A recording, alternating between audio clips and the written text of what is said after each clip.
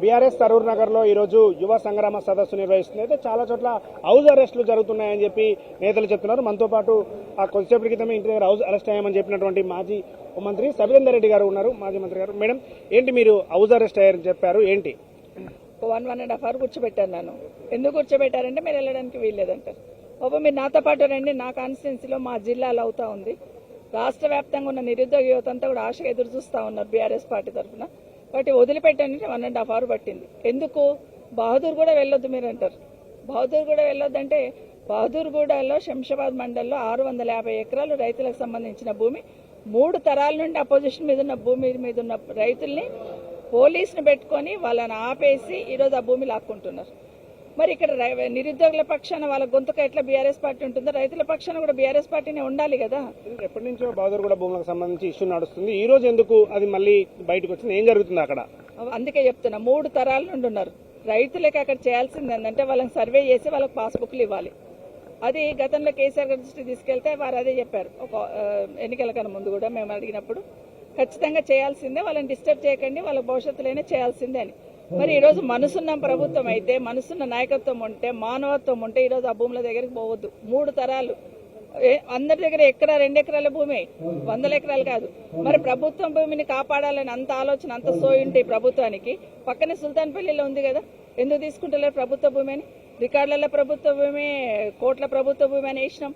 నాదర్గులో కూడా గవర్నమెంట్ ల్యాండే కదా, ఎందుకు తీసుకోవట్లేదు? హైడ్రా ప్రతాపం అంతా పేదవాడి మీదనా? ఎందుకు అక్కడ పోవట్లేదు అనేది ముఖ్యమంత్రి గారు సమాధానం చెప్పాలి. ముఖ్యంగా ఈరోజు నిరుద్యోగ యువతకు సంబంధించి అసలు పర్మిషన్ వెనక 15 రోజులు సతాయించాను. కోర్టుకు పోయి తెచ్చుకున్నాం, కోర్టు ఇచ్చున్నారు. మళ్ళీ మీటింగ్ పెట్టుకోవడానికి వస్తూ ఉంటే కూడా నన్ను ఆపడము, ఆర్ఎస్ ప్రవీణ్ గారిని ఆపడం అంటే ఏంటి? పోలీసుని అడ్డు పెట్టుకొని అరాచకం చేయాలన్నా? పోలీసుని అడ్డు పెట్టుకొని అధికారం ఉందని అహంకారంతో చేస్తున్నట్టు కనిపిస్తాం. చెప్పండి, ఈ రోజు ఈ వేదిక ద్వారానే మీరు సమావేశం పెట్టడానికి కారణం ఏంటి? ఎందుకు ఇక్కడ నుంచి మీరు ఈ సంగ్రామ సదస్సు పెట్టారు? అంటే 2.5 సంవత్సరాలు అవుతుంది ప్రభుత్వం వచ్చి. ఎన్నికల కన్నా ముందు ఇదే వేదిక మీద ఇక్కడికే ప్రియాంక గాంధీ గారిని తీసుకొచ్చి యూత్ డిక్లరేషన్ అని పెట్టేసి ఎన్ని మాటలు చెప్పించున్నారు. వచ్చిన 2 సంవత్సరం లోపల కేటీఆర్ ఉద్యోగం తీసేసేయండి, 2 లక్షల ఉద్యోగాలు ఇస్తామన్నారు కదా. సంవత్సరం లోపల బ్యాక్లాగ్ పోస్టులు ఫిల్అప్ చేస్తామన్నారు కదా. నిరుద్యోగ భృతి ఇస్తామన్నారు కదా ఉద్యోగాలు వచ్చేంత వరకు. అదే కాకుండా ఎవరైనా విద్యార్థి వ్యాపారం చేసుకుంటే 10 లక్షలు ఇస్తామన్నారు కదా. ఇవన్నీ మీరు ఇచ్చిన మాటలు కదా, మీరు ఇచ్చిన హామీలు కదా. 2.5 సంవత్సరాలు సఫిషియెంట్ టైం ఇచ్చిన మీరు ఎందుకు ఫిల్అప్ చేయలేకపోయినారు? ఖాళీలు ఉన్నాయి కదా.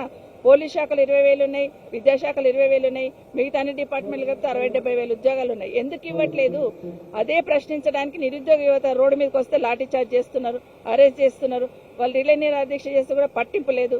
వాళ్ళ గొంతుకగా బీఆర్ఎస్ పెట్టి ఉండి ఈరోజు ప్రభుత్వం ఒత్తిడి తీసుకురావాలని ఈరోజు ఈ మీటింగ్ పెట్టుకోవడం జరిగింది. ప్రభుత్వం మీద ఒత్తిడి తెచ్చేందుకే ఉద్యోగాలకు సంబంధించి ఈరోజు నిరుద్యోగ యువ సంగ్రామ సదస్సును ఏర్పాటు చేశామని చెప్పి కూడా మాజీ మంత్రి సబితేందర్ రెడ్డి చెప్తున్నారు. కెమెరా పర్సన్ రాజ్ కుమార్తో సతీష్, ఎన్టీవీ, హైదరాబాద్.